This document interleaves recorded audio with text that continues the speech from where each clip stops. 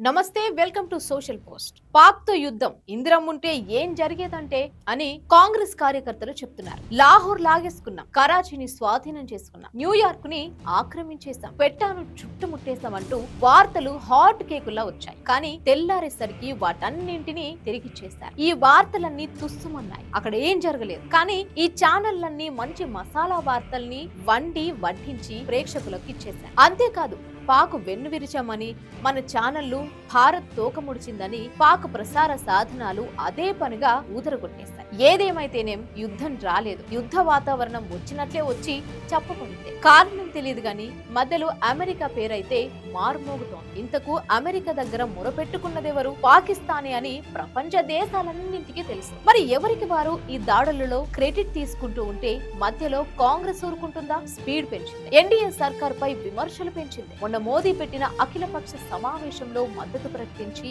ఏసేయండి పాక్ ను అంటూ రెచ్చగొట్టింది. మంచిదే అని అందరూ అనుకున్నారు. కానీ మోడీ సర్కార్ నోట కాల్పుల విరమణ మాట వచ్చేసరికి కాంగ్రెస్ కూడా రూటు మార్చేసుకుంది. పాక్ ఇష్యూను పాలిటిక్స్ చేసేసింది. ఇందిరాగాంధీ హయాంలో భారత్ పాక్ మధ్యవర్తిత్వానికి అమెరికా ఆసక్తి చూపితే ఇందిరమ్మ నో అంటూ ముఖాను చెప్పేసరికి కాంగ్రెస్ సానుభూతి పరులు సోషల్ మీడియాలో తెగ ప్రచారం మొదలు పెట్టారు.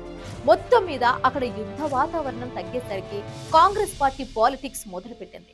ఈ పార్టీకి మా ఇందిరమ్మ ఉంటేనా అని ప్రచారం మొదలు పెట్టింది.